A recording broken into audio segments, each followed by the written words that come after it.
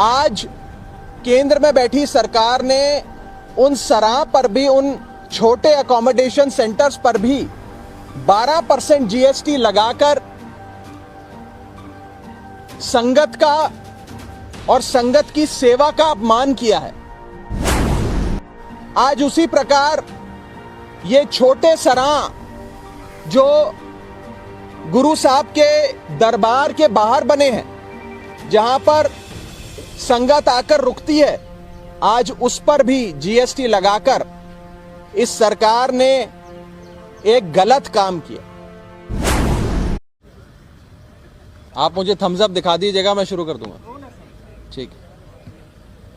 आज मैंने देश की माननीय वित्त मंत्री निर्मला सीतारमण जी से मुलाकात करी और दो अहम मुद्दों पे 3 करोड़ पंजाबियों की ओर से अपनी बात रखी।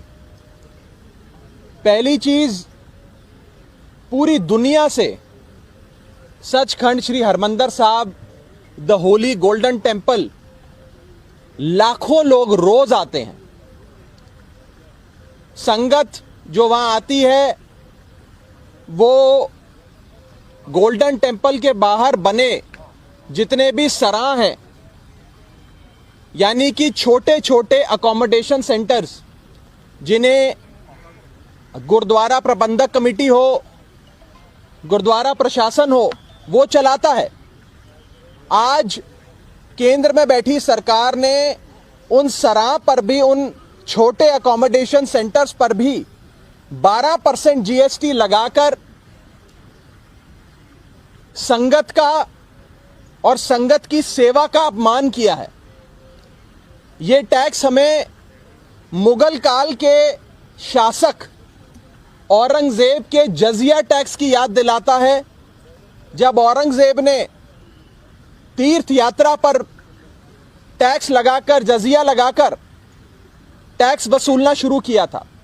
आज उसी प्रकार ये छोटे सराह जो गुरु साहब के दरबार के बाहर बने हैं, जहां पर संगत आकर रुकती है, आज उस पर भी जीएसटी लगाकर इस सरकार ने एक गलत काम किया। आज मैंने माननीय वित्त मंत्री जी को हाथ जोड़कर बेनती करी, पूरी संगत की ओर से, 3 करोड़ पंजाबियों की ओर से, कि इस टैक्स को वापस लिया जाए। हमारी श्रद्धा पे, हमारी भक्ति पे, हमारी भावनाओं पे, हमारे सेंटिमेंट्स पर, हमारी बिलीफ्स पर इस टाइप का कोई टैक्स नहीं लगना चाहिए। मैं पेशे से चार्टर्ड अकाउंटेंट हूं। आपको मैं बता दूं कि टैक्स मुनाफे पे लगाया जाता है या मुनाफे के लिए बनी जो संस्थाएं हैं उन पे लगाया जाता है। जैसे कोई 5 सितारा होटल में जाकर रहे तो उस पे जीएसटी लगता है। जो भी मुनाफे के लिए बनी कंपनियां हैं उन पर जीएसटी लगता है, यानी कि टैक्स लगता। लेकिन जो संस्था मुनाफे के लिए नहीं बल्कि सेवा के लिए बनी है, उस पे कोई टैक्स नहीं लगता। हिंदुस्तान में आज तक नहीं लगा।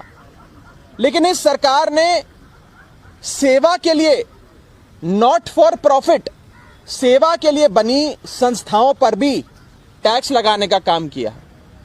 मैंने सरकार को टैक्स लगाने के इस बेसिक रूल के बारे में भी बताया कि टैक्स मुनाफे पे लगाया जाता है, सेवा के लिए बने केंद्रों पर और सराहों पर नहीं लगाया जाता। इसी के साथ साथ मैंने एक और बड़ा मुद्दा पंजाब का माननीय वित्त मंत्री जी के सामने रखा और उठाया। वो था पंजाब को एक बड़ा फाइनेंशियल पैकेज देने का। पंजाब ने अपना पेट काट कर देश का पेट भरने का काम किया। पंजाब के किसानों ने, पंजाब ने 1965 में जब देश में अनाज की कमी हुई, जब देश अनाज के एक बहुत बुरे दौर से गुजर रहा था, हमें देश का पेट पालने के लिए दुनिया भर से अनाज इंपोर्ट करना पड़ रहा था। उस दौर में पंजाब के किसानों ने देश का पेट भरा।